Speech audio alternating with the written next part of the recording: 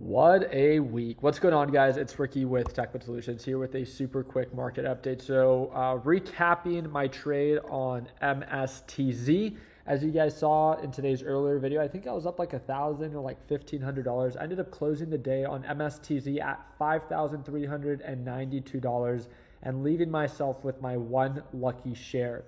On top of that, another position that I took was Oklo. I walked away with $4,100 on that trade. And the last one was MSTR, again, one of my favorite stocks to short. As this thing sold off, not only did I make money on MSTZ, which is the inverse ETF, which goes up when MSTR goes down, but also I said, screw it, I want to make money off of the big papa. That's MSTR, so I shorted it and walked away with $998. There's a thing called the blind trading challenge. I don't like to look at how much I'm up or down when I'm actively taking a trade. I talk to my Learn Plan Profit team every morning about this. They get to watch me trade live. If you ever want to watch me trade live, it's the second link in the description down below.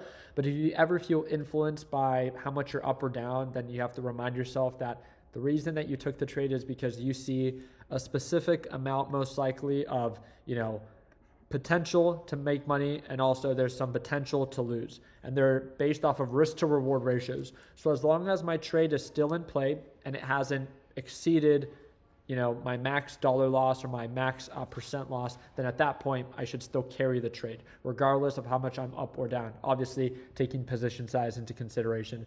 But that's the whole thing behind the blind trading challenge, is to focus on the actual trade opportunity itself and believing on the risk to reward ratio, not just how much money I'm up or down on the trade. So as you can see, I was not paying attention to if I was up $1,000. I was paying attention to, was the trade still in play? And when I saw that it was consolidating at the same support range as it has been in the past before, I just decided to play it safe. And like we've said before, when in doubt, never be afraid to cash out. And as you can see, I left myself with my one lucky share on this as well. Other than that, the thing that I want to remind you is that next week, the big focus, what everyone is going to be talking about, is the Fed rate decision. That is going to be on December 10th, and it's most likely, if I'm not mistaken, is going to happen at 2 p.m. Eastern time.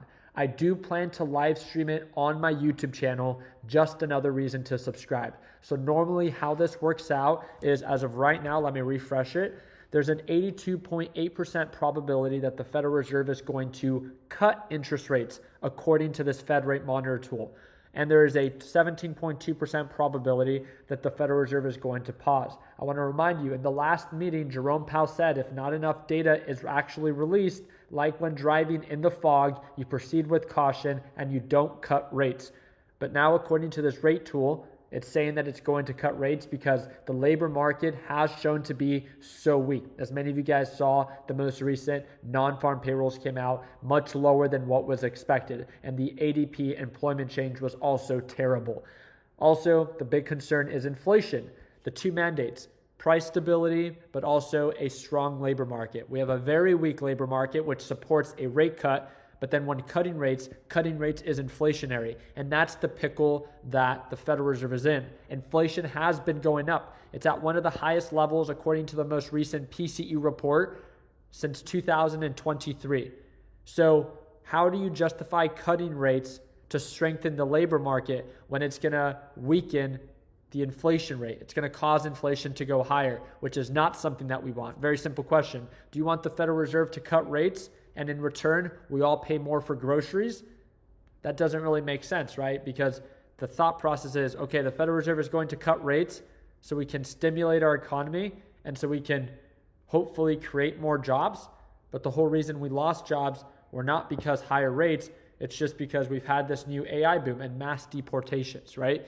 So again, we'll see next week what the Federal Reserve decides to do. The first step is the rate decision. And then 30 minutes after, Jerome Powell goes live. And then he begins to give his statement and then answer analyst questions. This is where the market can get very volatile. But this is one of my favorite times to be watching the market to see how it reacts according to what he says, if it's hawkish or dovish.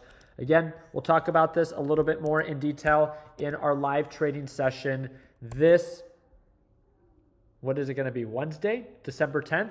and then we can better decide, do we want to go long or do we want to go short? But as you saw, all positions are closed going into the weekend. Hope that you guys have an amazing weekend. I'll see you on Monday for our live trading session. And for all those that want to tune on in to watch me trade live, it's the second link in the description down below. It's a one-time payment, lifetime access. You'll get to watch me trade live every single day. We have people that signed up back in 2018. They paid once, and they still watch me trade live every single day. So whenever you're ready to join, second link down below. We have a big discount there for you, and I hope you enjoy it. Like always, let's make sure that we end the year on a green note. Take care, team.